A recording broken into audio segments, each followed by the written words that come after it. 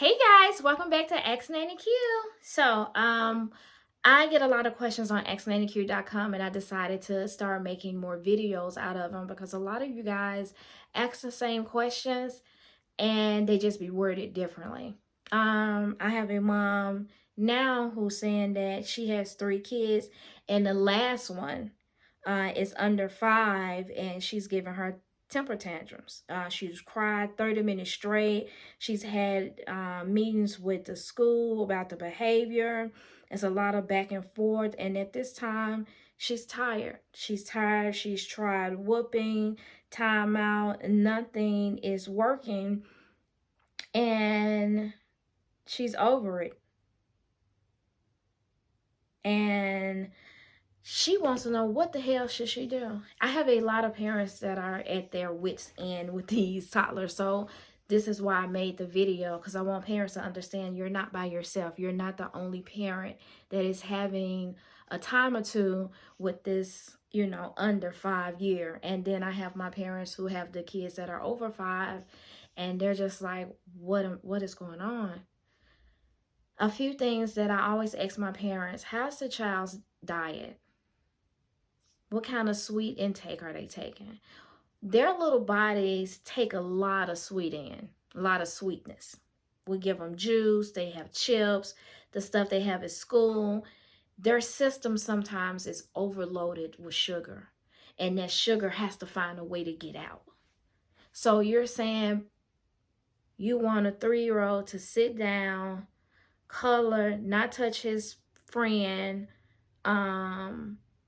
not rocking his chair, not play with his shoes, not play with their hair. But for breakfast, they had cereal, milk, and fruit. Sugar, sugar, sugar. But we're saying, be still, be still, be still. Fruit early in the morning has a lot of sugar. And then they had cereal. They had milk. And there's no telling what they had before they got to school, because sometimes they might have a cinnamon roll in the car, or a Pop-Tart in the car, something fast in the car in the mornings. All of that sugar. And now we're wondering why this baby has a behavior problem. Their system is loaded. And then they crash. And then they mad when they wake up because they didn't get a chance to have a real long nap because it took them so long to come down off that sugar high. So this is why we have to be very careful with our baby's diets. Normally when a child has a lot of, especially those temper tantrums, I walk away. Especially if we're at home and they're just dropping out on the floor, I walk off and keep doing what I'm doing. And when they try to walk behind me to cry, I stop them and say, hey, this is your emotion, not mine. You can sit down and be in your emotion and you can feel all you want, but I don't want to hear it because it's not my emotion. Okay? But you feel it. You get it out. And when you finish, you come and let me know how you feel. And I walk off. And they be like, what you mean I can't walk behind you and cry?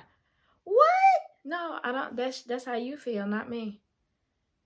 And after a few times, they learn that it's okay for them to sit and cry, and then they'll come and be like, I feel better. You feel better? Okay, awesome. Now, as a daycare teacher, something that I did, and as a nanny, I did it also. I got like those big poster boards, like the ones that we used to use for the science fair. I put those on the wall and I put different emotions on it. And I asked them, how do you feel today? As soon as you wake them up after they use the potty and they getting ready for the day, well, how do you feel today before we walk out the door? And they can let me know. I'm happy, I'm sad, I'm mad. And if they say I'm mad, well, what happened? Did you have a bad dream? I want you to get used to communicating, telling me what's wrong. Talk to me. Even if it's blah, blah, blah, blah, blah. Oh, that's what happened. You still are having a full conversation with them like you just know what's happening. And you just like, okay then. Well, all right. And it might make them feel so much better. But if your child is at home or you guys are out and they're throwing the temper tantrums, and I know you can't walk away as much as you want to, and I never want my parents to feel like, when, especially me, when I see kids blah, all that on the floor, I ignore them. I don't give them any attention. I don't even want mom or dad to even feel bad. No.